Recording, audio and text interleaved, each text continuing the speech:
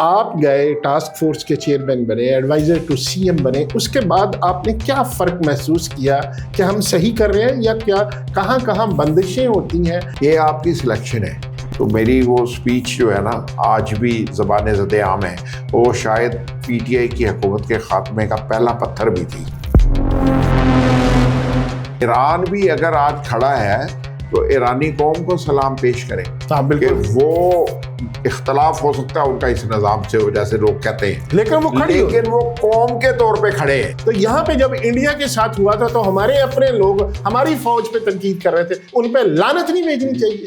2 کروڑ دفعہ بھیجنی چاہیے اور صبح شام بھیجنی چاہیے. سعودی عرب بھی ٹھیک ہے، ہم ان سے بھی مل رہے ہیں، امریکہ بھی ہمارے خلاف بات نہیں کر رہا، ایران سے بھی ہمارا تعلق اچھا ہے، یو اے ای سے بھی اچھا ہے. تو اس ساری جو بہترین خارجہ پالیسی ہے اس کا کریڈٹ آپ کس کو دیتے ہیں؟ قومیں ہیروز بناتی ہیں، ہم بنے بنائے ہیرو تباہ کر دیتے ہیں. افواج پاکستان ہی آج بھی کل بھی پاکستان کے وجود کی ایک بنیادی سیکیورٹی ہے. بالکل. اگر آپ اس سیکیورٹی کو کمزور کریں گے تو آپ ملک دشمن ہیں. اگر خان صاحب تب بھی سنتے، تب بھی سمجھتے یہ 2020 کے ارلی کی بات ہے تو شاید انہیں 2022 کا سانحہ دیکھنا پڑتا. کافی کام کر رہی ہیں مریم نواز شریف صاحبہ، ٹھیک ہے غلطیاں بھی ہوتی ہیں، کام بھی ہوتے ہیں، آپ ان کی پرفارمنس کو کیسے دیکھتے ہیں؟ مریم نواز کا سب سے بڑا جو قصور ہے وہ عوام کے ساتھ نہیں ہے. ٹاسک فورس کا حصہ رہے، ایڈوائزر رہے، آپ as a C M comparison کریں تو کہاں آپ ریٹ کرتے ہیں؟ دیکھیں یہ جو پرائز کنٹرول کا کام ہے نا، یہ میرا خیال ہے یہ ہمارے دور سے بہتر کر رہی ہے. اور پرویز الہی ایک بہت زیرک سیاستدان تھا، لیکن تھا پہ آپ نے بڑا زور دیا. تھا پہ اس لیے کہ پرویز الہی نے 2012 کے بعد اتنی غلطیاں کی ہیں کہ آج اگر گورنمنٹ ایک ریٹ ڈیسائیڈ کر دیتی ہے کیوں نہیں باز آتے دکاندار؟ سسٹم کو آپ کو کھیت سے منڈی تک اور منڈی سے دکان تک کو مینٹین کرنا ہے. ذوالفقار علی بھٹو، محترمہ بے نظیر بھٹو، میاں محمد نواز شریف یہ یا شہباز شریف بھی ایز ویل آج اپنے کام کی بنیاد پر نہیں پہچانے جا رہے. ایز کمپیئر ٹو پریویس جتنے چیف منسٹرز تھے اس دور حکومت میں کرپشن کم ہوئی آپ کے نزدیک، بڑی ہے یا کنٹرولڈ ہے؟ سب سے زیادہ پرسیپشن کس کا خراب ہے؟ پیپلز پارٹی کا. سب سے زیادہ کرپٹ ہے. ان کے وزیر بھی، ان کے مشیر بھی، ان کے کارکن بھی سب سے کم کرپٹ ہے، لیکن ان کی چین بڑی لمبی ہے. میرا نہیں خیال ہے کہ اب یہ دونوں فیملیاں اکٹھی شاید سیاست کریں. ان دونوں کا نقطہ نظر آج کی تاریخ میں بالکل الگ الگ ہے. کہ ڈپارٹمنٹ کی کرپشن کا پولیٹیکل سسٹم سے کوئی تعلق نہیں ہے. ٹھیک بات ہے، وہ بالکل آپ نے صحیح بات کی ہے. پی ایم ایل کیو کو ہرایا گیا نہیں، اس کے بعد اگلے الیکشن میں تو کم بیک کر سکتی تھی نا. اگر پی ایم ایل کیو سے 2008 کا انتخاب نہ چھینا جاتا تو شاید پاکستان میں آج پولیٹیکل کرائسس بھی نہ ہوتا. یعنی اب جو بسنت ہوئی وہ فیبریکیٹڈ ہوئی، یعنی وہ اوریجنلی لاہور نے نہیں بنائی. پوری دنیا کو یہ احساس ہے کہ پاکستان نے لائن ڈرا کر لی ہوئی ہے کہ وہ چائنا کے ساتھ کسی صورت اپنی دوستی کو کم نہیں کرے گا. اگر کوئی اس سے راضی ہوتا ہے تب بھی رہے، ناراض ہے تو تب بھی ہو جائے. میں نا انٹرنیشنل ٹریول کرتا رہتا ہوں. پاکستان کی عزت اور وقار میں بہت اضافہ ہوا ہے کمیونٹی کے لحاظ سے بھی. پیٹرول لینا مشکل ہے تو اس کے ساتھ ساتھ سانس لینا بھی مشکل ہوتا جا رہا ہے نا. بسم اللہ الرحمن الرحیم. السلام علیکم دوستو. آج کی گل بات ایک ہماری بڑی ہی پیاری شخصیت کے ساتھ. شخصیت اس لحاظ سے پیاری ہے کہ وہ مطلب ریئل اسٹیٹ کو بھی سمجھتے ہیں، وہ کالمسٹ بھی ہیں، وہ میڈیا کو بھی سمجھتے ہیں، وہ بزنس کو بھی سمجھتے ہیں، پاکستان کی پالیٹکس کا بڑا اہم حصہ رہے اور بہت مختلف ادوار میں مختلف عہدوں پر انہوں نے کام کیا اور انہوں نے سارے ادوار دیکھے. اور وہ کہتے ہیں نا کہ جماندر سیاستدان بھی سن تو بزنس مین بھی سن. تو ہمارے ساتھ موجود ہیں ہمارے بڑے ہی پیارے دوست، آج کل نوائی وقت میں کالم بھی لکھتے ہیں، اکرم چودھری صاحب موجود ہیں. اکرم صاحب بہت بہت شکریہ چودھری صاحب تشریف لانے کا. بہت شکریہ بھائی جان. آپ نے جو تعارف مجھے نہیں سمجھ آ رہی تھی کہ میں آپ کا بزنس مین کا کرواؤں، پولیٹیشین کا کرواؤں، میڈیا پرسن کا کرواؤں، کالمسٹ کا کرواؤں، کیا کرواؤں؟ میری آپ کی ذاتی دوستی سب سے بڑا تعارف ہے. نہیں وہ تو ہے میرے نزدیک. جب ہم آج اس درجے میں بیٹھے ہیں کہ ہم نے پاکستان اور دنیا ڈسکس کرنی ہے تو میں نعیم ثاقب کے پاس آیا ہوں. میں کسی پوڈ کاسٹ کی ریکارڈنگ کے لیے نہیں آیا. ہم پاکستان تلاش کرنے آئے ہیں جی جی کہ ہم کہاں کھو گئے ہیں جی اور ہم نے کہاں کس کو ملنا ہے. جی تو باقی سیاست میں وقت گزرا اور میں اپنے آپ کو سیاسی کارکن کہنے میں اعزاز محسوس کرتا ہوں. میں اپنے آپ کو عہدوں کا محتاج نہیں سمجھتا. اچھا شرش صاحب, آپ نے مطلب شوق تھا, بزنس آپ کر رہے تھے, بڑی فیمس آپ کی وہ بیکری تھی جس پہ لوگ بات آج بھی ایک وہ کہتے ہیں نا ایک سگنیچر, کینٹ کا ایک سگنیچر تھا, ڈیسٹینیشن تھی, ہم سارے جا کے ادھر بیٹھتے تھے, تو نام تھا ایک بڑا. تو پھر سیاست میں آنے کا شوق؟ سیاست میں بیسیکلی آنے کا شوق نہیں تھا. یہ 92 میں شوکت خانم کی جو کمپین تھی, ایک چیریٹی کمپین تھی اور ایک سوشل ورک تھا. سوشل ورک سے چلتے چلتے ہم تحریک انصاف کا حصہ بن گئے, تحریک انصاف بن گئی, لاہور کا پریزیڈنٹ بن گیا. یہاں تک تو میری سمت کا تعین بھی نہیں تھا کہ میں سیاست کرنا چاہتا ہوں. لیکن دیکھیں, جب آپ آ جاتے ہیں تو پھر منزل راستہ بنانے کے لیے آپ کو راستے دکھائی دینے لگتے ہیں. تو پھر وہ ہمارے ساتھ جو ابتدائی ٹیم تھی میڈیا کی, میں میڈیا تو میرا کبھی بھی پیشن نہیں تھا. ہاں بالکل ٹھیک ہے, کبھی بھی میری بیٹ بھی نہیں تھی, کوئی شوق بھی نہیں تھا. تو وہ جو ٹیم ہمارے ساتھ کام کر رہی تھی اس میں حسن نثار صاحب تھے, اس میں نسیم زورس تھی, اس میں ریاض صافی ایک بڑا ہمارا ورکر کارکن تھا, اور واحد حسین شاہ صاحب تھے. اس طرح کے سارے لوگ تھے. شہاب انصاری بھی تھے. شہاب انصاری اس طرح نہیں تھے لیکن دوستی لیٹر آن, اللہ ان کو جنت میں دوستی وہ نیوز میں تھے. ہاں نیوز میں, وہ نیوز میں تھے, اور مجھے اچھی طرح یاد ہے تب جو ہے نا پاور کی بیٹ تھی ان کے پاس. ٹھیک ہے, وہ ایسے تو شہاب انصاری تھے, فصیح الرحمان تھے, مائد علی تھے, سلیم بخاری صاحب ہیں اللہ تعالیٰ انہیں زندگی دے, اب وہ تھے. وہ کاملہ حیات جب ایڈیٹر تھی, وہ تو ایک اور وقت تھا. تو اس وقت میں ان کے ساتھ دوستیاں اس لیول پہ ہی تھی. تو وقت گزرتا رہا تو مجھے فائنلی اسپوکس پرسن کی ذمہ داریاں مل گئیں 97 کے الیکشن میں. تو وہاں سے یہ سفر میڈیا کا شروع ہو گیا. دوستیاں ہو گئی. پھر دوستیاں ہو گئی. تو میں سمجھتا ہوں میڈیا نہ میرا شعبہ ہے, نہ پروفیشن ہے, نہ میں میڈیا مین ہوں, لیکن میری ذاتی دوستیوں نے مجھے اس کمیونٹی کا حصہ بنا دیا, اور میرے لیے یہی اعزاز ہے کہ ذاتی دوست میرے حصہ ہیں. اچھا چوہدری صاحب, آپ نے سیاست میں آئے, پھر آپ نے سیاست میں آ کے ایک عہدے پہ کام بھی کیا, پرائس کنٹرولنگ والا پنجاب کا تھا اگر میں غلط نہیں ہوں تو.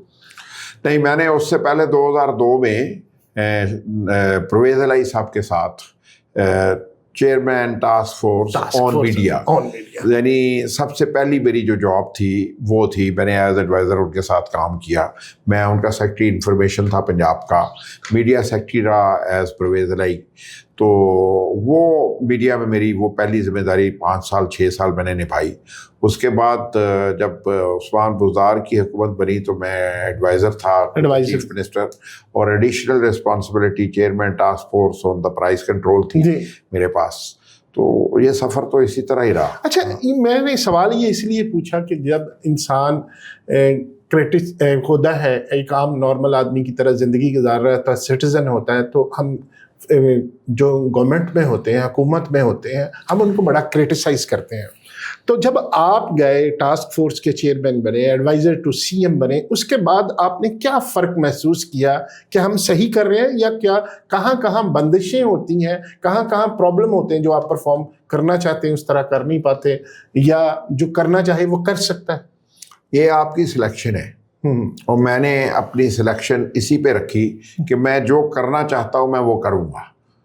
اور میں نے ایز پرائز کنٹرول کبھی کسی کی کسی بات کو نہیں مانا تھا, اور کبھی غریب جھونپڑی والے کا ٹھیلا نہیں اٹھایا, اور بڑے ڈپارٹمنٹل سٹور والے کو سپیئر نہیں کیا. یہ باؤنڈریاں ہم خود مقرر کرتے ہیں. آپ کو سرکار مجبور نہیں کرتی, آپ کو نظام بھی مجبور نہیں کرتا. آپ اپنے آپ کو خود پابند بناتے ہیں کہ آپ اپنی حدود کا تعین کر لیتے ہیں. میرا خیال ہے کہ یہی پاکستان کی گورننس میں سب سے بڑی پرابلم ہے کہ جو لوگ کام کرتے ہیں وہ اپنے ذاتی تعلقات یا ذاتی مفادات کو بھی دیکھتے ہیں, اور یہ عہدے تقاضا کرتے ہیں کہ آپ کو ذاتی مفادات اور ذاتی تعلقات سے بالا تر ہو کے کام کرنا ہے. تو میں جس وقت میری نہیں سنی جاتی تھی تو میری وہ سپیچ جو ہے نا آج بھی زبان زد عام ہے, وہ شاید پی ٹی آئی کی حکومت کے خاتمے کا پہلا پتھر بھی تھی کہ میں نے عمران خان کی موجودگی میں ٹاسک فورس کے چیئرمین سے ریزائن کیا، ایڈوائزرشپ سے ریزائن کیا، صرف اس بنیاد پر کہ ہم وہ پرفارمنس نہیں دے پا رہے ہیں جو ہمیں کام کرنا چاہیے تھا، جس کے لیے ہم آئے ہیں ہم وہ کام نہیں کر رہے، ہم صرف آنیاں جانیاں ہی دکھا رہے ہیں، عوام کو ریلیف نہیں مل رہا۔ تو صبح سے شام میں نے کہا کہ لوگ جھولیاں اٹھا کے ہمارے لیے بد دعائیں مانگتے ہیں اور ہم نے کیا کچھ نہیں ہے۔ تو وہ آغاز تھا میرا خیال ہے، اگر خان صاحب تب بھی سنتے، تب بھی سمجھتے، یہ 2020 کے ارلی کی بات ہے، تو شاید انہیں 2022 کا سانحہ نہ دیکھنا پڑتا، لیکن بدقسمتی کے کیوں نہیں سنا کپتان صاحب نے، کیا وجہ بنی؟ میرا یہ خیال ہے کہ عمران خان لوگوں کے لیے ایکسیسیبل نہیں رہا تھا۔ جب عمران خان ایکسیسیبل نہیں رہا، اس کا ایکسیس کسی اور کے پاس تھا، تو پھر شاید مشکل ہو گئی صورتحال۔ اور عمران خان کے پاس اگر لوگوں کا ایکسیس ہوتا اور وہ دونوں طرح کے لوگوں کی گفتگو سن کے فیصلے کرتا تو پھر شاید اتنے غلط فیصلے بھی نہ ہوتے۔ میں یہ تو نہیں کہہ رہا کہ وہ غلط فیصلے نہیں کر سکتا، غلط فیصلے ہو سکتے ہیں، ہر انسان سے ہو سکتے ہیں، لیکن جب آپ دونوں فیصلے آپ کے سامنے ہوں کہ یہ درست راستہ بھی ہے اور یہ غلط راستہ بھی ہے، تو پھر انتخاب آپ کا حق ہوتا ہے، تو پھر آپ کو فیصلہ کرنا ہوتا ہے۔ تو میرا خیال ہے کہ ان کے گرد جو چند افراد تھے وہ انہیں اس حد تک لے گئے جہاں پہ وہ آج ہے۔ اچھا چرچ، یہ آپ نے ابھی بات کی کہ ایکسیسیبل نہیں رہے، تو یہ تو فطرت نہیں ہے انسان کی کہ جب وہ ایک کامیابی کی ایک معراج پہ پہنچ جاتا ہے، یا وہ کہہ لیں کہ جو اس کا خواب ہوتا ہے، اگر کوئی پیسے والا بزنس کر رہا ہے تو وہ سمجھتا ہے کہ میں بہت پیسہ کما لوں گا، تو وہ بھی ایکسیسیبل نہیں رہتا۔ یہ تو ایک نیچر سی بن گئی ہے، یہ نیچرل سا فنومینا ہے۔ نہیں، ایسا نہیں ہے۔ میں اس شہر لاہور میں رہتا ہوں، اس شہر لاہور کے ارب پتی لوگ جن کے پاس کھربوں روپیہ ہے، اللہ نے انہیں بڑی عزت بھی دی، دولت بھی دی، شہرت بھی دی، وہ لوگوں کے لیے اویلیبل رہتے ہیں، وہ اپنے ذاتی دوستوں کو نہیں چھوڑتے۔ میر ظفر اللہ جمالی ایز پرائم منسٹر، اس سے پہلے چیف منسٹر بھی رہے، اس سے پہلے وفاقی وزیر بھی رہے، وہ اپنے ان دوستوں سے بھی رابطے میں رہتے تھے جو تب بھی پی ایم تھے، وہ تب بھی ناشتہ اتوار کا ان کے ساتھ کرتے تھے۔ یعنی یہ کہیں پہ نیچر کی بات بھی ہے، یہ لوگوں کے اپنے اختیار کی بات بھی۔ اچھا، آپ نے چوری صاحب کے ساتھ بھی کام کروایا، پرویز الہی صاحب کے ساتھ، تو وہ ایکسیسیبل تھے؟ پرویز صاحب بہت ایکسیسیبل ہے۔ اچھا، ہاں، پرویز الہی ایز چیف منسٹر بھی بہت ایکسیسیبل تھے۔ پرویز الہی نے ٹائم کو بہت شاندار تقسیم کیا ہوا تھا۔ پرویز الہی صبح گھر سے نکلنے سے پہلے اپنے گھر آئے ہوئے ہر شخص سے ملتے تھے، اور ان کے گھر آنے کی کسی پر پابندی نہیں تھی۔ پولیٹیکل ورکر بھی آتا تھا، دوست بھی آتے تھے، ذاتی کام والے بھی آتے تھے، جن کو کوئی مشکل ہوتی تھی وہ بھی آتے تھے، اور چودھری صاحب نکلتے تھے۔ نکلنے سے پہلے اگر وہ 200 لوگ بھی ہیں نا، تو ان سب کو بے شک آدھا سیکنڈ ہی ملے، ہر ایک کی بات سن کے گاڑی میں بیٹھ کے سی ایم آفس جاتے تھے۔ تو سی ایم آفس میں ان کا ایک پرٹیکولر ٹائم ہوتا تھا کہ وہ یعنی اگر 2 بجے تک یا 3 بجے تک سرکاری میٹنگیں انہوں نے ختم کر لی ہیں تو وہ اس کے بعد آدھا پورا گھنٹہ ایسا رکھتے تھے۔ لیکن قافلی اتنی مقبول کیوں نہ ہو سکی؟ اتنے ووٹ عوام میں اتنی پذیرائی کیوں نہ ہوئی اتنا عوامی سی ایم ہونے کے باوجود؟ نہیں، میں تو اس سے اتفاق نہیں کرتا۔ میں اگر پی ایم ایل کیو سے 2008 کا انتخاب نہ چھینا جاتا تو شاید پاکستان میں آج پولیٹیکل کرائسس بھی نہ ہوتا۔ پی ایم ایل کیو نے ڈیلیور کیا بہت شاندار، پی ایم ایل کیو نے بہت کام کیا۔ پی ایم ایل کیو نے فوڈ سیکورٹی پر بڑا کام کیا، ایجوکیشن پر بہت کام کیا، انفراسٹرکچر پر بہت کام کیا، روڈز انفراسٹرکچر ایجوکیشن پر بہت کام کیا، ایجوکیشن پر بہت کام کیا۔ لہٰذا یہ کہنا کہ پی ایم ایل کیو ناکام ہوئی، نہیں، پی ایم ایل کیو کو ناکام اسی طرح کیا گیا جیسے ماضی میں 2018 میں پی ٹی آئی کو کامیاب کیا گیا اور 2024 میں پی ایم ایل این کو کامیاب کیا گیا، کیونکہ یہ دونوں انتخاب کامیابی کی علامت نہیں ہے۔ چودھری صاحب وہ آپ کی بات ٹھیک ہے، میں ایگری تو اسی طرح 2008 میں پی ایم ایل کیو کو ناکام کروا کے پی ایم ایل این اور پیپلز پارٹی کو اقتدار ملا، اس میں پی ایم ایل کیو کو ہرایا گیا۔ نہیں، اس کے بعد اگلے الیکشن میں تو کم بیک کر سکتی تھی نا، جیسے دیکھیں کے بارے میں کہا جاتا ہے کہ لوگوں نے بہت ووٹ دیے، عوام میں ان کی بڑی پذیرائی۔ اگر آپ اتنے مقبول ہیں، ایک دفعہ آپ کو اگر وہ کہہ لیں نا کہ آپ پہ کوئی بےمانی ہوئی ہے، نہیں ایسا نہیں ہے۔ یہ معاشرہ ہے، جو ہمارا معاشرہ ہے نا، یہ ہیرو ورشپ کا معاشرہ ہے۔ یہاں پہ عمران خان کو ایز ہیرو پاپولیرٹی ملی، یہاں نواز شریف کو ایک کرزمیٹک پرسنالٹی کے طور پہ جانا گیا، محترمہ بے نظیر بھٹو کو ایک بہترین ڈبیٹر اور خوبصورت شخصیت کے طور پر مانا گیا، ذوالفقار علی بھٹو کو ایک شاندار تقریر کرنے والا مانا گیا۔ یہاں پر یہ تمام خوبیاں تھیں ان 4 لوگوں میں جو انہیں پبلک میں پاپولر کرنے کی وجہ بنے۔ ان 4 لوگوں کے کام ان کی بنیاد نہیں ہے، یہ بات ذہن میں رکھیے گا۔ ان 4 یہ ذوالفقار علی بھٹو، محترمہ بے نظیر بھٹو، میاں محمد نواز شریف، یہ یا شہباز شریف بھی ایز ویل آج اپنے کام کی بنیاد پر نہیں پہچانے جا رہے، یہ ان کی شخصیت کے کچھ حصے ہیں جو ان کی کامیابی کی وجہ بن گئے۔ اور پرویز الہی ایک بہت زیرک سیاستدان تھا، لیکن تھا پہ آپ نے بڑا زور دیا، تھا پہ اس لیے کہ پرویز الہی نے 2012 کے بعد اتنی غلطیاں کی ہیں کہ آج وہ اسی لیے اتنی شاندار بیک گراؤنڈ کے باوجود ایک پاپولر فیملی، ظہور الہی کی فیملی سے تعلق، گجرات میں اجارہ داری اور کئی بار وزیر، اسپیکر اور وزیر اعلیٰ اور ڈپٹی پرائم منسٹر رہنے کے باوجود آج وہ نظر نہیں آتے، اور بڑے پلر کے بڑا امپورٹنٹ رول، غلط فیصلے جو ہوتے ہیں نا زندگی کے، کئی بار آپ کو پچھتانے کے علاوہ کچھ نہیں دیکھے جاتے۔ تو پرویز الہی سے بھی اس طرح کی شاید بہت غلطیاں۔ تو ابھی ہم بات اگر یہ کریں تو آپ کیا مستقبل دیکھتے ہیں پرویز الہی صاحب کا؟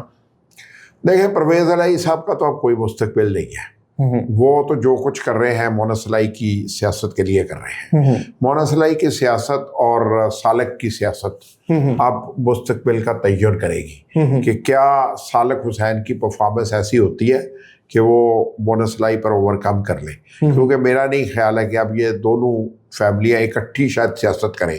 ان دونوں کا نقطہ نظر آج کی تاریخ میں بالکل الگ الگ ہے۔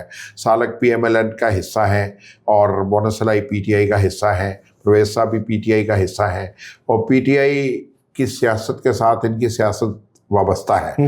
اور جتنا میں عمران خان کو جانتا ہوں وہ لوگوں کو چھوڑنے کا بادشاہ ہے، تو جب اسے موقع ملے گا تو وہ پتہ نہیں آج کے جو اس کے ہم سفر ہیں، جو اس مشکل وقت کے اس کے مسافر ہیں، پتہ نہیں ان میں سے کون اس کے ساتھ ہوگا اور کس کو وہ چھوڑ دے گا۔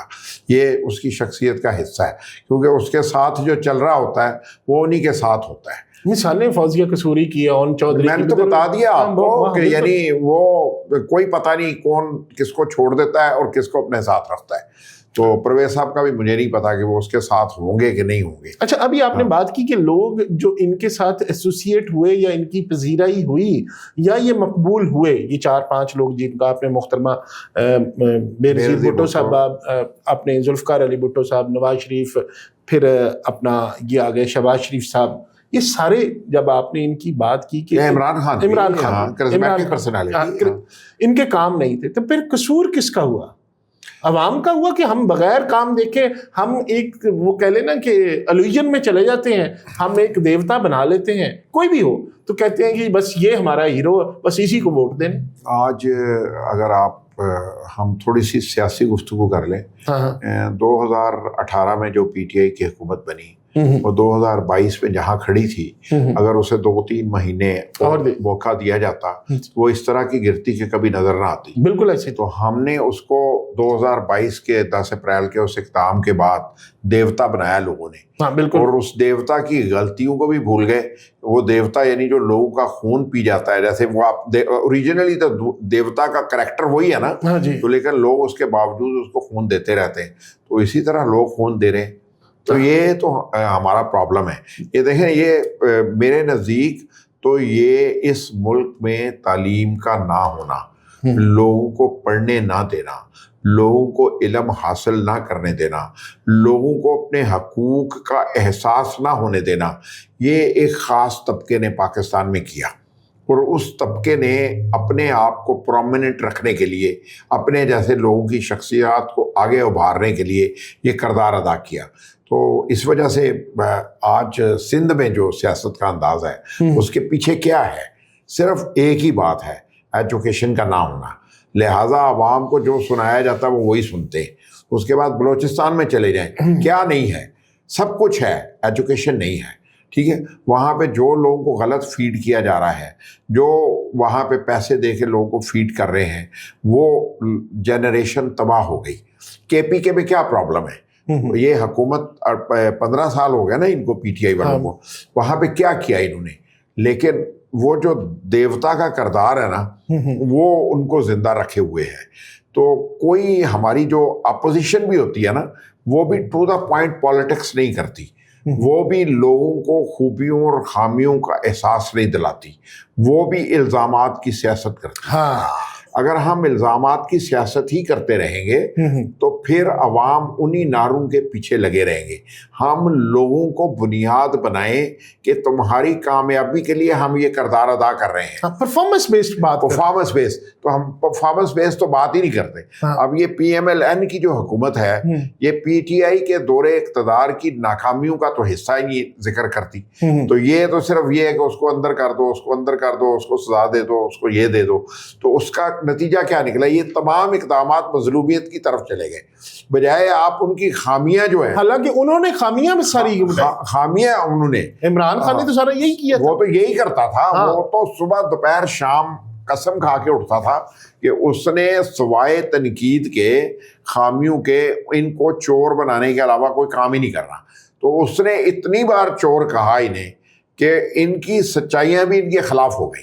ہاں بالکل ایسے ہی ہوا، تو پھر نتیجہ ابھی اگر چلیں ہم جو بات کرتے کرتے، ابھی اگر موجودہ گورنمنٹ دیکھا جائے کافی کام کر رہی ہیں مریم نواز شریف صاحبہ، ٹھیک ہے غلطیاں بھی ہوتی ہیں، کام بھی ہوتے ہیں، آپ ان کی پرفارمنس کو کیسے دیکھتے ہیں؟ مریم نواز شریف کو اگر میں ایز چیف منسٹر پنجاب دیکھوں، دیکھیں جو عوامی نمائندہ ہوتا ہے نا، اس کو عوام کے ساتھ جڑے رہنا چاہیے۔ ٹھیک ہے، مریم نواز کا سب سے بڑا جو قصور ہے وہ عوام کے ساتھ نہیں ہے، ہاں وہ صرف ایک شخصیت کے طور پہ چل رہی ہیں۔ وہ وزیر اعلیٰ کے طور پہ ایز ایڈمنسٹریٹر کامیاب ہے یا ناکام ہے، اگر میں اس کو چھوڑ دوں تو میرے نزدیک عوام کا رابطہ اور رشتہ کمزور ہو گیا ہے، اور عوام کے ساتھ ان کا جو رابطہ رشتہ کمزور ہونے کی وجہ سے ان کے سیاسی اقدامات بھی کامیابی کی علامت نظر نہیں آتے۔ اب یہ بسنت جو تھا، بسنت پہ اتنا شور و غوغا، اتنا ڈیجیٹل میڈیا کا استعمال، اتنے اخراجات کرنے کے بجائے اگر محترمہ اس سے کوئی 3 مہینے پہلے، 4 مہینے پہلے لاہور کے لوگوں کے ساتھ 4 6 8 10 سیشن خود کرتی جو اس شعبے سے وابستہ تھے، تو میڈم کو ضرورت ہی نہ پیش آتی اس سب کچھ کرنے کی۔ یعنی اب جو بسنت ہوئی وہ فیبریکیٹڈ ہوئی، یعنی وہ اوریجنلی لاہور نے نہیں منائی، وہ آپ کو ایک شو کے طور پہ، ایک فن کے طور پہ، ایک ایونٹ کے طور پہ پروموٹ کرنی پڑی۔ لیکن یہ کلچر بہت سستا تھا، ہر گھر کی چھت کے اوپر گڈی اٹھتی تھی، ہر گھر کے لوگ اپنی چھت پر موجود ہوتے تھے، کسی کے لیے اب کروڑوں میں چھتیں اس لیے بکی کہ وہ سب کمرشل کام ہو گیا، تو ہم نے ایک سستی تفریح بھی لوگوں سے چھین لی، اس کا منفی پہلو ہے۔ لیکن اگر میڈم اس کو کرنا چاہ رہی تھی، جو انتظامی اقدامات ہیں وہ آپ کی گورننس نے کرنے ہیں، وہ آپ کو وہ اجلاس کرنے چاہیے تھے۔ اگر آپ کو لاہور سے بسنت کا رسپانس لینا تھا تو لاہور میں پسند کرنے والے 40 50 100 لوگ ہیں جو آرگنائز کرتے تھے، اگر آپ ان کے ساتھ 1 مہینہ لگاتی، 2 سیشن ان کے ساتھ کرتی، اپنے کسی ایک وزیر کو ان کے ساتھ ڈپیوٹ کرتی، تو شاید لاہور کا جوش اور جذبہ زیادہ ہوتا۔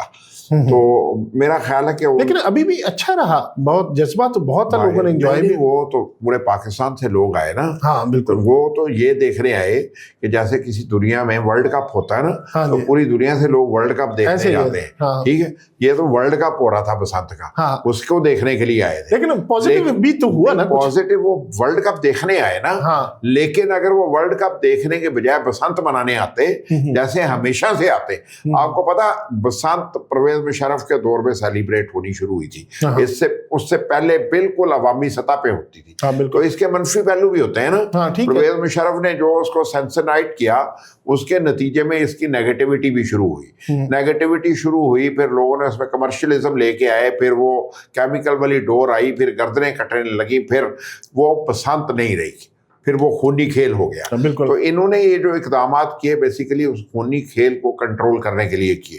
تو اب میں تو نہیں کہنا چاہتا کہ اس میں کھیل کھیلا گیا کہ نہیں کھیلا گیا, کتنے لوگ زخمی ہوئے, کتنے کی گردنیں کٹی, یا کتنے لوگ چھتوں سے گر گئے. تو یعنی کچھ ایجوکیشن پر خرچ کرنا چاہیے. یعنی آپ کو فن کے لیے بھی ایجوکیشن پر خرچ کرنے کی ضرورت ہے کہ کیسے فن کیا جا سکتا ہے. تو صرف قاعدے پڑھانے سے تو نہیں نا تعلیم. اچھا چودھری صاحب, یہ تو آپ کی بات ٹھیک ہے, لیکن کہیں نہ کہیں ہماری responsibility as a nation, as a citizen نہیں آتی کہ ہم نے سارا کچھ ہم ڈال دیتے ہیں. دیکھیں ستھرا پنجاب شروع کیا, بڑے بڑے آپ کو ڈسٹ بنس نظر آئیں گی, بڑے بڑے, لیکن آپ کو پھر اس کے ساتھ ہی وہ آپ کو وہ نظر آئیں گے ڈسٹ بن کے پاس ہی جو کوڑا کرکٹ نظر آئے گا اس کے اندر نہیں ڈال سکتے. آپ کو دیکھیں اشارے لگا دیے, آپ کو چیزیں سڑکیں بنا دی, لیکن ہم پھر ون ویلنگ کر رہے ہوتے ہیں, پھر ہم ون وے کر رہے ہوتے ہیں. اگر جرمانہ کر دی ہے گورنمنٹ تو ہم کہتے ہیں کہ جی گورنمنٹ بڑی زیادتی کر رہی ہے. کہیں نہ کہیں غلط ہے, ہم بھی تو غلط ہیں نا. اگر آپ 1200-1400 ارب روپیہ ستھرا پنجاب پہ خرچ کر رہے ہیں تو اگر ستھرا پنجاب کی ہدایات کے لیے بھی جیسے آپ نے بڑی چیزیں کی ہوتی ہیں, ایجوکیشن کا نظام بھی ساتھ ساتھ جاری رکھیں تو وہ لوگ عادت ہو جائے گی, لیکن یہ ایک دم نہیں ہو سکتی. دوسری بات یہ ہے کہ کیا آپ مجھے یہ بتا سکتے ہیں کہ یہ فیسلٹی پورے پنجاب میں اویلیبل ہے؟ جی آپ میرے ساتھ چل سکتے ہیں. ابھی آپ عبدالستار ایدھی روڈ پہ چلے جائیں, یا آپ جوہر ٹاؤن پہ چلے جائیں, یہ کمرشل ایریاز میں چلے جائیں, یہ دکانداروں کے پاس چلے جائیں, یا کمرشل مارکیٹس میں چلے جائیں. مجھے آپ ڈسٹ بن دکھا دیں, میں ڈال دیا کروں گا. اگر میں ڈسٹ بن ڈھونڈ کے ڈالوں گا تو پھر میں مجبوراً کہیں پھینک دوں گا. اچھا ویسے کچھ اقدامات اچھے بھی ہیں ایز اے چیف منسٹر. ستھرا پنجاب جو ہے اگر نیک نیتی سے کیا جائے تو یہ ضرورت ہے.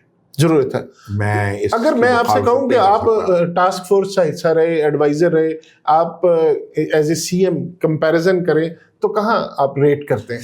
دیکھیں یہ جو پرائز کنٹرول کا کام ہے نا, یہ میرا خیال ہے یہ ہمارے دور سے بہتر کر رہی ہے. اچھا ٹھیک ہے. میں بلا مبالغہ یہ کہہ سکتا ہوں کہ انہوں نے اس پر شاید جتنے حالات خراب ہیں ملک میں, مہنگائی کے, بے روزگاری کے, یا پرائس ڈیویلیویشن جس طرح یعنی پہ وہ روپیہ ڈیویلیو ہوا ہے, اس حوالے سے ان کے اقدامات کی تعریف کی جانی چاہیے. انہوں نے چیزوں کو مینیج کرنے کی کوشش کی. کیونکہ آپ خود اس سسٹم میں اس کا حصہ تھا, تو میرا ون مین شو تھا, ہماری سرکار کی کوئی توجہ نہیں تھی. میں صبح لاہور سے نکلتا تھا تو فیصل آباد سے شام تک واپس آتا تھا, میری بات وہ چیزیں ڈیفیوز ہو جاتی تھی. لیکن یہ ایک پرماننٹ پروسیس بنانے کی کوشش کر رہی ہیں. انہوں نے اس کے ساتھ ایک فورس دی ہے. اگر کسی کو جس میں سلمہ بٹ صاحب ہے میرا خیال ہے, نام تو شاید نہیں, وہ ایک فورس ہے کوئی جو جس کو وہ فون کر دیں اگر کسی پہ, پیرا فورس شاید, ہاں ٹھیک ہے, وہ آ جاتی ہے. تو میرا خیال ہے اوور پرائسنگ اگر ہو رہی ہے, ہاں اس کے لیے اقدامات کی ضرورت تھی جو ہمارے دور میں نہیں ہوئے. انہوں نے ان اقدامات کو کیا ہے, انہیں سینٹرلائز کرنے کی کوشش کر رہی ہے. یہ وہ تمام ویژن ہے جو میں نے بڑی پریزنٹیشن میں دیا ہوا ہے. آج بھی پنجاب گورنمنٹ کے بہت سے ریکارڈز میں پڑا ہوا ہوگا, تو لیکن ہم نہیں کر پائے, یہ کر رہی ہیں. میرے لیے یہ قابل تعریف ہے, اور اس پر اب نیک نیتی کی ضرورت ہے. اب اگر اس پر نیک نیتی کے ساتھ تسلسل کے ساتھ کام ہوتا رہے تو دکاندار بھی ناجائز منافع خوری سے باز آ جائیں گے. لیکن اگر دکاندار کو یہ یقین ہو کہ یہ مجسٹریٹ نے آج ہی آنا ہے تو پیسے لے کے چلے جانا ہے اور پھر نہیں آنا ہے, تو وہ پھر ناجائز منافع خوری کرتا رہے. اچھا چودھری صاحب, آپ چونکہ رہے ٹاسک فورس کا, یہ بڑا ایک عوامی سا ایشو ہے, تو اس کے چیئرمین بھی رہے آپ نے, وہ سارا کرتے رہے. کہاں پہ اگر گورنمنٹ ایک ریٹ ڈیسائیڈ کر دیتی ہے, کیوں نہیں باز آتے دکاندار؟ کس اس میں دکاندار سے زیادہ قصور جو ہے نا سسٹم کا ہے. اس سسٹم کو آپ کو کھیت سے منڈی تک اور منڈی سے دکان تک کو مینٹین کرنا ہے. ٹھیک ہے. اگر کھیت سے ایک چیز 100 روپے نکلی, منڈی 200 روپے کی چلی گئی, دکاندار کو 400 روپے کی آئی, اور آپ اسے کہیں 300 روپے کی بیچ دے, تو وہ نہیں بیچے گا. ہاں ٹھیک ہے. تو اس لیے آپ کو نا اس پوری چین کو ٹھیک کرنا ہے. یعنی مثال کے طور پہ آپ آٹے پہ حق رکھتے ہیں کہ اس کی قیمت متعین کریں, اس لیے کہ اگر سرکار گندم خریدتی ہے, گندم خریدنے کے بعد فلور ملز کو دیتی ہے, تو پھر یہ حق رکھتی ہے کہ اس کی پرائس کو مقرر کریں. لیکن اگر آپ مل آنر کو کہیں کہ گندم وہ 6000 کی بھی ملے خریدے اور آٹا 4000 پہ بیچ دے, تو وہ نہیں بیچے گا. یہ ہمارا میکینزم درست کرنے کی ضرورت ہے. دکاندار ضرور قصوروار ہے, لیکن آپ ڈیمانڈ اسی چیز کی کر سکتے ہیں قیمت کی. پیٹرول ہے نا, آپ کو پیٹرول کی تو کہیں شکایت نہیں آتی کہ جی کوئی اوور پرائسنگ ہو رہی ہے, بلیک ہو رہا ہے, یا کوئی اگر ریٹ آج 321 روپے ہے تو کوئی 322 روپے چارج کر رہا ہے. اور کوئی بے ایمانی کوئی ضرور کر رہا ہوگا, لیکن ریٹ نہیں اوور چارج ہو رہا. اس کی وجہ یہ ہے کہ پیٹرول پمپ تک قیمت کا تعین ہو چکا اور قیمت پروفٹ کا بھی ہو چکا. ٹھیک ہے, تو اس میں وہ کمفرٹیبل ہے, تو اسے اپنے نفع اور نقصان کا پتہ ہے. جبکہ دالوں کی قیمتوں میں, چینی کی قیمتوں میں, سبزی کی قیمتوں میں, گندم کی قیمت میں یہ سہولت حاصل نہیں ہے. اگر یہ سہولت نہیں ہوگی تو قیمت کا تعین آپ کر ضرور سکتے ہیں, لیکن آپ اس کو وصول نہیں کر سکتے. اچھا, اس میں پھر اس کے بعد 4 فیکٹر ہو رہے ہیں. مثال کے طور پہ سبزی والا جو ہے نا, میں آپ کو کیونکہ میرا شعبہ ہے, ٹھیک ہے, جب وہ صبح سبزی لے کے آتا ہے نا, تو وہ 3 طرح کی سبزی منڈی سے ملتی ہے. ٹھیک ہے, A, B اور C کیٹیگری کی. ٹھیک ہے, اب وہ یہ تینوں ایریاز کے مطابق دکاندار سودے اٹھاتے ہیں. جو چھوٹے ایریاز ہیں وہ سی میں اٹھاتے ہیں, جو ذرا مڈل میں ہیں وہ بی میں اٹھاتے ہیں, جو یہ بڑے ڈپارٹمنٹل سٹور ہیں وہ اے میں اٹھاتے ہیں. اب ان تینوں کی پرائس منڈی ہی سے مختلف ملتی ہے, تو آپ ان تینوں کی قیمتوں کا تعین اگر ایک کر دیں گے تو وہ تینوں نہیں بیچ سکیں گے, مشکل. اچھا چل صاحب, یہ جو سہولت بازار یا ماڈل بازار ہیں آپ کے دور میں بھی تھے نا؟ جی تھے. اچھا, اب وہاں پہ پرائس تو کم ملتی ہے لیکن کوالٹی آف پروڈکٹ ویسی نہیں ہے جو آپ کو باہر سے ملتی ہے. نہیں, یہ جو ماڈل بازار ہے نا, یہ اچھا کام کرتے ہیں اور یہاں پر کوالٹی کا کوئی پرابلم نہیں ہوتا. میرا نہیں خیال ہے کہ ایسا ہے. ہاں سوری, لیکن اس کے بجائے اگر آپ ماڈل مارکیٹس قائم کر دیں, ہر مارکیٹ میں ایک آدھ دکان کو ڈیزگنیٹ کر دیں کہ وہاں پر آپ پرائسز کو فوکس کریں اور اس کی سپلائی کو مینٹین کریں. اگر آپ کی پیرا فورس اس کو مینٹین کرے تو یہ ان سہولت بازاروں سے زیادہ بہتر ہو جائے گا. کیونکہ دیکھیں اب کمیونٹی سسٹم شروع ہو گیا ہے. اب پاکستان میں وہ طریقہ نہیں رہا کہ ہم نے کپڑے خریدنے ہیں تو انارکلی جانا ہے, کبھی ہوتا تھا, اب نہیں جاتے. ٹھیک ہے, اب اگر ہم اچھرا رہتے ہیں تو اچھرے جائیں گے, لبرٹی رہتے ہیں تو لبرٹی جائیں گے. تو ہمیں اپنے نظام کو بھی اس کے مطابق متعین کرنا چاہیے. تو اب ہمیں ہر ایریے میں اس کی سہولت پیدا کرنی چاہیے. اگر اب ہم ایک سہولت بازار لگائیں صرف پورے کینٹ میں, یہاں 50,000 دکانیں ہیں, تو وہاں پہ ایک بازار لگا دیں گے تو وہاں پر کام کے لیے کوئی نہیں آئے گا. یعنی وہی چند لوگ آئیں گے اور وہ پھر لوگوں کے لیے وائبلٹی بھی ذرا مشکل ہو جاتی ہے. 300-325 روپے پیٹرول ہے, 30 کلومیٹر خرچ کرنے جاتے ہوئے, 30 کلومیٹر آتے ہوئے خرچ کرنا, یعنی 1200-1500 روپے کا پیٹرول لے کے 5 روپے سبزی سستی لینے تو کوئی نہیں جائے گا نا. اچھا چور صاحب, ایک اور بات, آخری بات اس حوالے سے, لوکل پالیٹکس کے حوالے سے, ٹائم کم ہے, پھر ہم 10-15 منٹ ہم نے پاکستان اور یہ جو چل رہا ہے ایشو, اس پہ بھی بات کرنی ہے, آپ کی ٹیک لینی ہے. چور صاحب, یہ آپ کیا سمجھتے ہیں کہ کرپشن ایک بڑا میجر ایلیمنٹ ہے کسی بھی گورنمنٹ کی پرفارمنس کے حوالے سے, اس سے بھی ایویلیویٹ ہوتا ہے کہ کتنا کام ہو رہا ہے کتنا نہیں ہو رہا. تو موجودہ گورنمنٹ میں ایز کمپیئر ٹو پریویس جتنے چیف منسٹرز تھے, اس دور حکومت میں کرپشن کم ہوئی آپ کے نزدیک, بڑی ہے یا کنٹرولڈ ہے یا بہتر ہے کام؟ اچھا, یہاں پہ میں ذرا عوامی گفتگو کی اجازت چاہوں گا آپ سے. جی, یہ فرق ہے انداز گفتگو کا بھی اور انداز حکومت کا بھی. جی, جو پیپلز پارٹی کی حکومت ہے نا, اس میں کرپشن کا شور زیادہ ہوتا ہے, اس لیے کہ پیپلز پارٹی واقعی عوامی جماعت ہے, اس میں کوئی دو رائے نہیں ہے. ان کا کارکن جو ہے نا, اپنے بڑے سے بڑے عہدیدار کا دروازہ کھول کے چلا جاتا ہے. ٹھیک ہے, کوئی کسی کو نہیں روکتا. کوئی وفاقی وزیر ہے, کوئی صوبائی وزیر ہے, ان کا لوگوں کے ساتھ ایکسیس بہت ہے. اچھا, وہاں پر پرابلم اس لیے زیادہ محسوس ہوتا ہے کہ ان کا اوپر سے لے کے نیچے تک سارے لوگ ایک ہی کام کر رہے ہوتے ہیں. اگر کرپشن ہو رہی ہے تو اوپر سے نیچے تک ہو رہی ہے, وہ کوانٹملی بڑی تھوڑی ہو رہی ہوتی ہے. ٹھیک ہے, یعنی دیکھیں نا, ایک ورکر ہے, اگر وہ کسی سے 500 لیتا ہے تو وہ 500 روپیہ تو اس نے لیا, لیکن کرپٹ ہی قرار پایا. ٹھیک ہے, کرپشن ہی ہے. تو وہاں پہ ان کے وزیر بھی کم کرپٹ ہیں. یعنی سب سے زیادہ پرسیپشن کس کا خراب ہے؟ پیپلز پارٹی کا, سب سے زیادہ کرپٹ ہے. ان کے وزیر بھی, ان کے مشیر بھی, ان کے کارکن بھی سب سے کم کرپٹ ہیں. لیکن ان کی چین بڑی لمبی ہے. کرپشن کی. ٹھیک ہے. یعنی اوپر سے لے کے نیچے تک سارے ہی چور ہیں, سارے ہی کرپٹ ہیں. ٹھیک ہے. یعنی بے شک 5 روپے کرتے ہیں, انہیں کرپشن بھی شاید کرنی اس طرح سے نہیں آتی.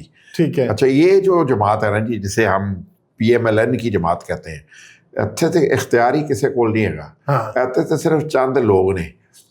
اگر کوئی الزام بھی لگے گا تو انہیں پہ لگے گا, اگر وہ کریں گے تو کریں گے بھی تو وہی لوگ کریں گے. تو اس لیے پرسپشن وائز تھوڑی سی یہ حکومت اس لیے بہتر رہتی ہے کہ ان کے کارکنوں کے پاس کچھ نہیں ہوتا. تو لیکن اس کا نتیجہ بھی تو آپ دیکھتے ہیں نا, اسی لیے لوگ فارم 47 کی حکومت کہتے ہیں. نہیں, میں یہ بات کر رہا ہوں, نہیں اسی لیے ہے, دیکھیں نا آپ اس کو ضرور جوڑ کے رکھیں کہ اگر آپ عوام سے رشتہ توڑیں گے تو عوام بھی آپ سے رشتہ توڑ لیں. نہیں, میرا صرف پوچھنے کا یہ جو پولیس اسٹیشنز میں, پٹوار میں, دوسری تیسری جگہوں پہ جو کرپشن کے معاملات کس دور میں زیادہ ہوتے ہیں, اس دور میں کیا چل رہا ہے؟ ویسا ہی ہے. ویسا ہی ہے.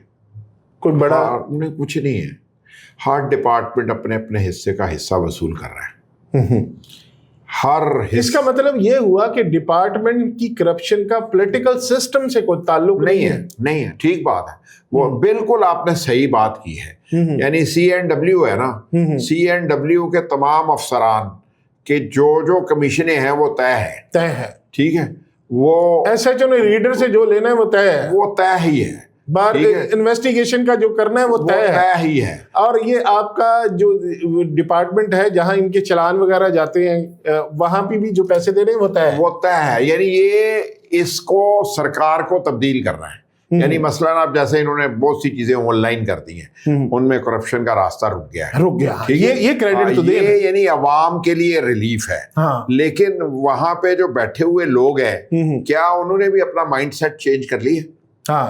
ٹھیک ہے, وہ مائنڈ سیٹ چینج نہیں ہوا. ویسے میرے پاس کچھ ایسی مطلب یہ کہتے ہیں نا کہ پولیس والے پروسیکیوشن کو بھی رشوت بہت زیادہ دیتے ہیں, پروسیکیوشن ڈپارٹمنٹ کو. تو اس کا مطلب اس سے تعلق جو ہے پولیٹیکل گورنمنٹ سے نہیں ہے. ٹھیک ہے, پولیٹیکل گورنمنٹ, یہ ہمارا اپنا ہی سسٹم. یس, یہ سسٹم کا پرابلم ہے, یہ ریڈ ٹیپزم کا پرابلم ہے. اور میں لیکن یہ کریڈٹ آپ کی اگر میں الفاظ کو دہرا دوں کہ یہ جاتا ہے کہ آن لائن ہونے سے کچھ چیزیں جو ہے کہ وہ کم ہو گئی. دیکھیں, اگر سرکار چیزوں کو ڈیجیٹلائز کر لے, لوگوں کا ڈائریکٹ ایکسیس دے دے تو بہتری ضرور ہو سکتی ہے. ابھی دیکھیں نا, آپ کے جو ٹریفک کے لائسنس بنتے ہیں, دوسری چیزیں بنتے ہیں, آپ جاتے ہیں, کسی کو آپ کو رشوت نہیں دینی پڑتی, آپ جائیں سیدھا سا کام کر رہے ہیں. اس ایک زمانے میں تھا, پہلے آپ پولیس والے کو ملتے ہیں, وہ کہتے ہیں یار یہ دے دے, لرننگ بنانے کے آپ کو 200-400 دینے پڑتے تھے. اب ایسا سسٹم ہی کوئی نہیں.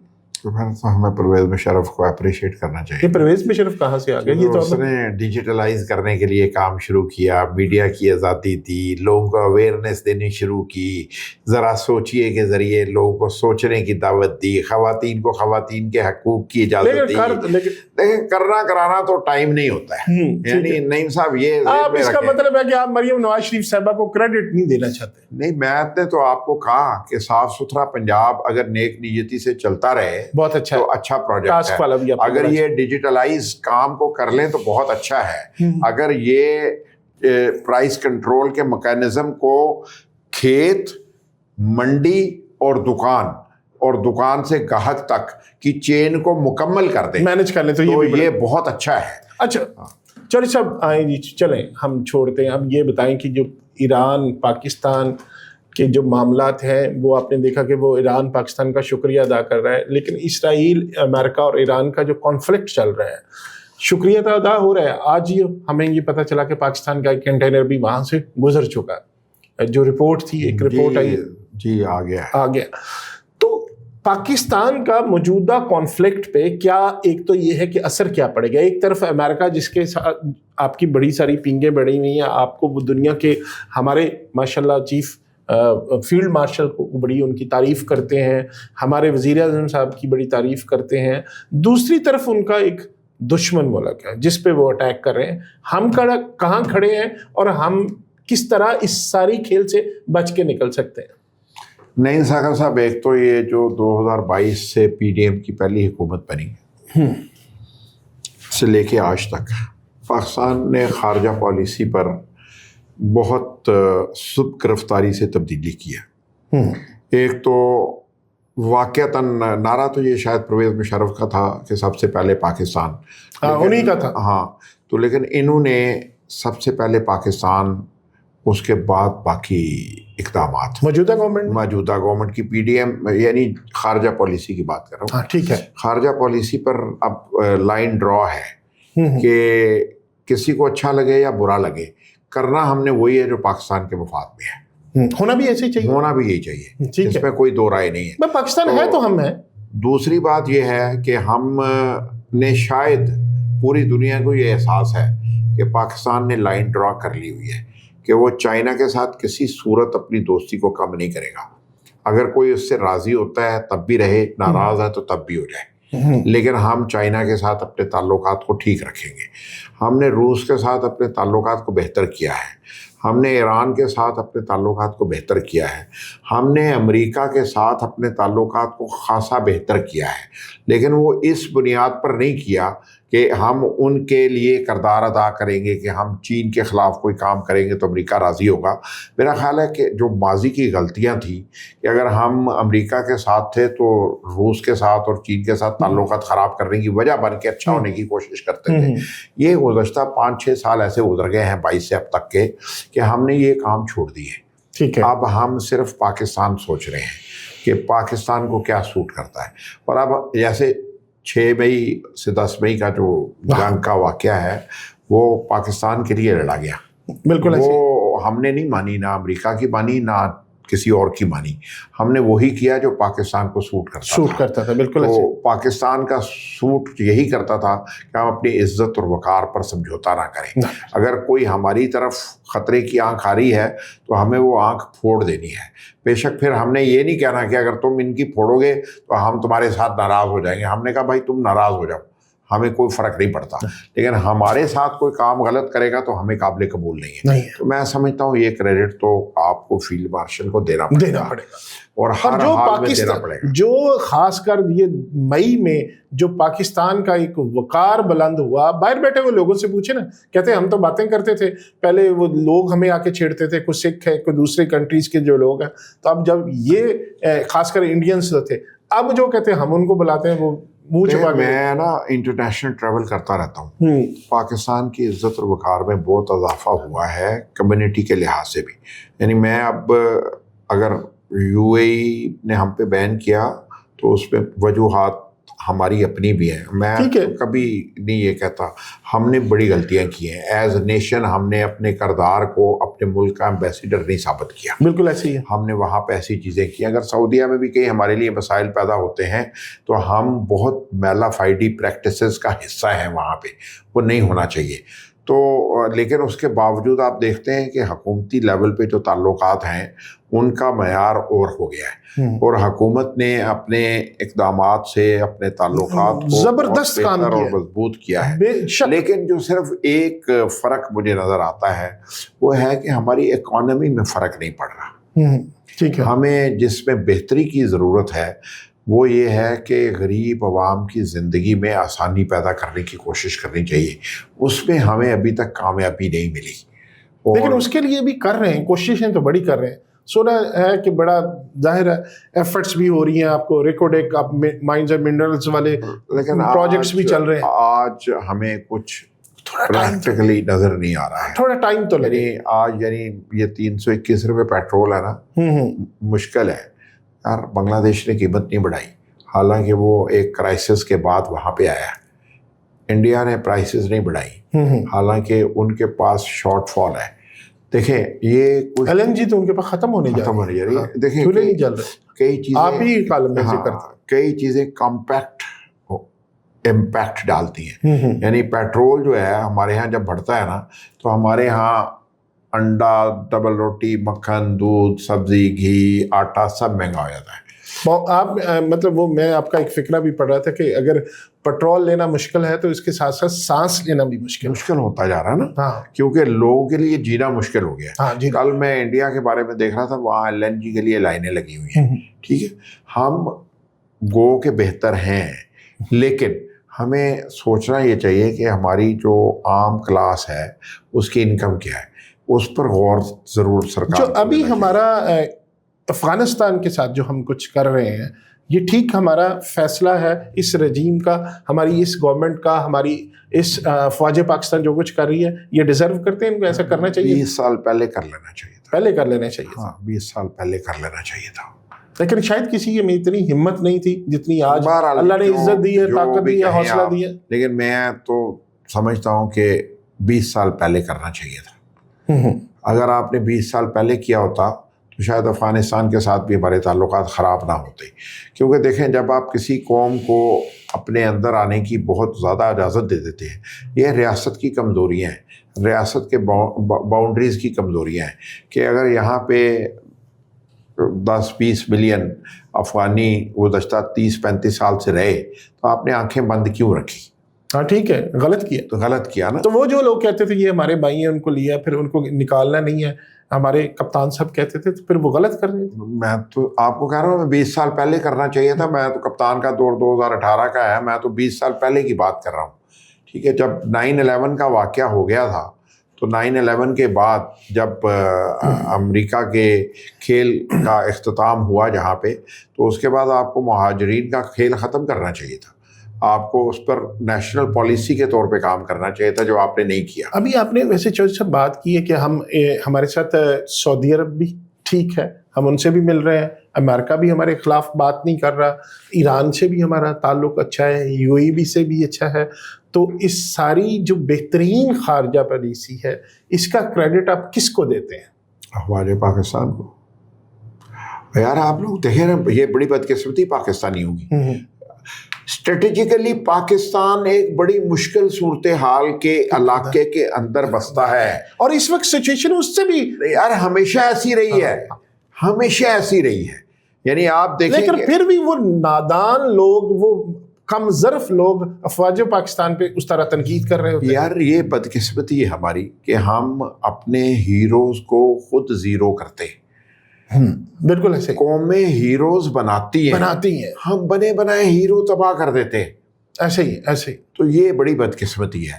دیکھیں میں تو پاکستان میں اگر کمزور فوج ہوں، فوج کے بھی 3 حصے ہیں، دیکھیں پیراملٹری فورسز ہے، فضائیہ ہے اور بحریہ ہے۔ ٹھیک ہے، پاکستان شاید دنیا کا واحد ملک ہے کہ انہیں اسٹریٹجیکلی ان تینوں شعبوں کو پہلے سے بھی زیادہ مضبوط بنانے کی ضرورت ہے، کیونکہ آپ کے گرد دشمنوں کا گھیرا بہت مضبوط ہے، ایسٹ ویسٹ آپ کے دوست نہیں ہیں، اور اکھنڈ بھارت کا نعرہ لگانے والا ہندوواتا کا پروموٹر مودودی اور نیتن یاہو، وہ سب ایک ہی ایجنڈے پر ہیں۔ ان کو یار لوگوں کو سمجھ نہیں آتی، ان کو اس وقت ضرورت ہے ہمیں کھڑا ہونا چاہیے یار۔ اگر فوج کمزور ہوگی تو کون جینے دے گا آپ کو؟ کمزور فوجی حشر دیکھ نہیں رہے، کویت کا دیکھ لیں، عراق کا دیکھ لیں۔ یار ایران بھی اگر آج کھڑا ہے تو ایرانی قوم کو سلام پیش کریں کہ وہ اختلاف ہو سکتا ہے ان کا اس نظام سے، جیسے لوگ کہتے ہیں، لیکن وہ قوم کے طور پہ کھڑے ہیں، وہ ایران کے لیے کھڑے ہیں، ایران کے لیے ایک ہو گئے ہیں۔ چودھری صاحب مجھے ایک بات بتائیں، تو یہاں پہ جب انڈیا کے ساتھ ہوا تھا تو ہمارے اپنے لوگ ہماری فوج پہ تنقید کر رہے تھے، ان پہ لعنت نہیں بھیجنی چاہیے؟ 2 کروڑ دفعہ بھیجنی چاہیے اور صبح شام بھیجنی چاہیے۔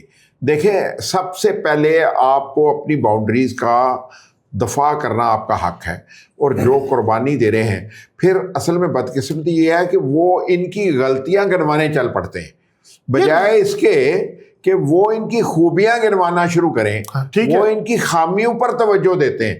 تو خامیاں تو دیکھیں جی انسانوں میں ہوتی ہیں نا، ٹھیک ہے، 10 لاکھ کی فوج ہے تو 10 لاکھ اگر ہوگی تو 10 لاکھ فرشتوں کا انتخاب تو نہیں ہوگا، ہم جیسے ہی لوگ ہیں نا، بالکل، میرا بھائی، میرا بھتیجا، میرا بھانجا، آپ کا بھائی، بیٹا، یہی فوج ہے نا، اور کہاں سے تشکیل پاتی ہے؟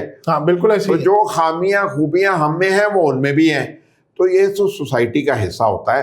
لارجر پکچر میں دیکھنا چاہیے کہ افواج پاکستان ہی آج بھی کل بھی پاکستان کے وجود کی ایک بنیادی سیکیورٹی ہے۔